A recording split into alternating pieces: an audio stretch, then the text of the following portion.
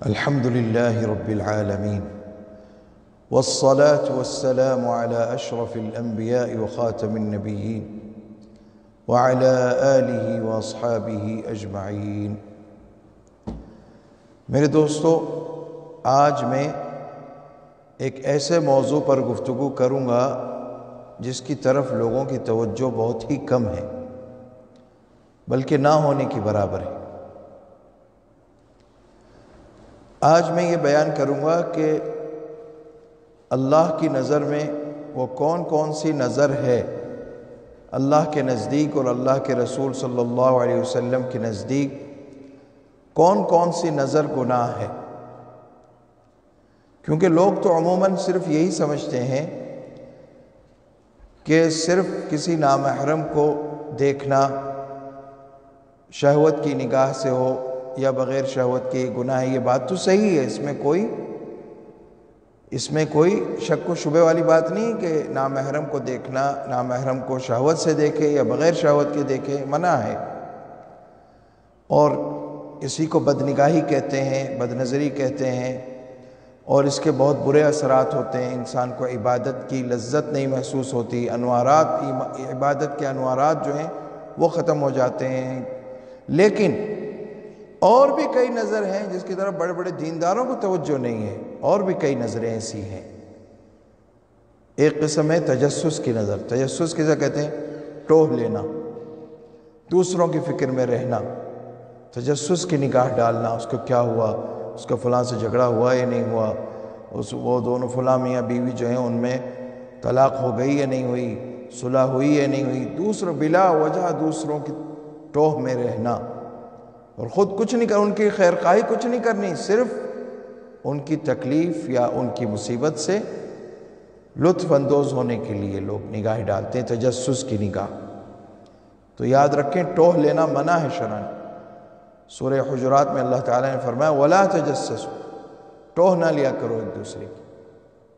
خود سے کوئی بات سامنے آ جائے تو اگر وہ بات بھی اس کے بھی لیے حکم ہے کہ اگر سمجھتے ہو کہ اس بات کو آگے بیان کرنے میں کسی مسلمان کی بے آبروئی ہے تو اس کو بیان نہ کرو۔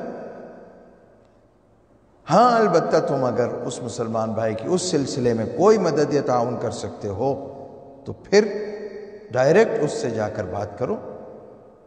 تو تجسس کی نگاہ بھی فرمایا منع ہے، حرام ہے تجسس کی نگاہ۔ اور ایک اور نگاہ ہے وہ بھی منع ہے۔ وہ کون سی نگاہ ہے؟ وہ ہے تحقیر کی نگاہ، یعنی دوسروں کو حقارت سے دیکھنا، خود کو افضل و برتر سمجھنا اور دوسروں کو حقارت سے دیکھنا۔ تو انسان کو حکم یہ ہے کہ جو نعمتیں اللہ نے دی ہیں ان پہ شکر کرے، فخر نہ کرے۔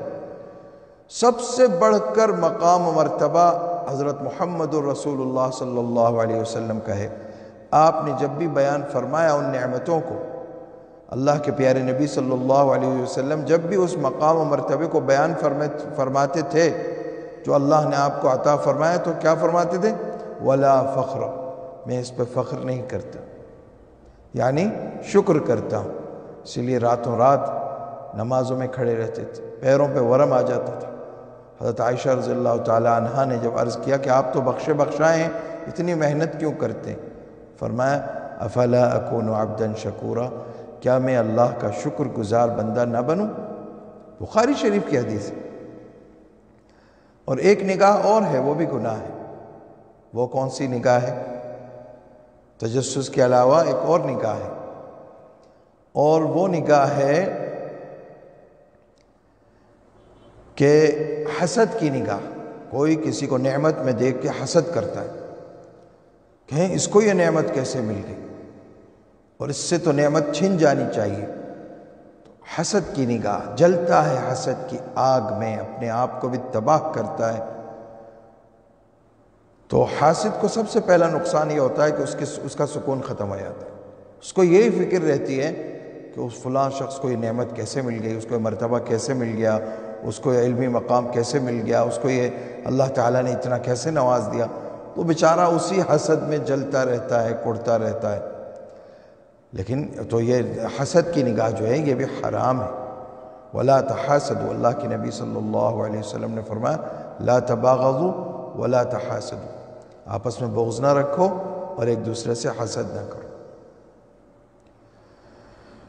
تو آج کے درس میں انشاءاللہ تعالی اتنا ہی کافی ہے۔ اللہ تعالی ہم سب کو توفیق دے عمل کی۔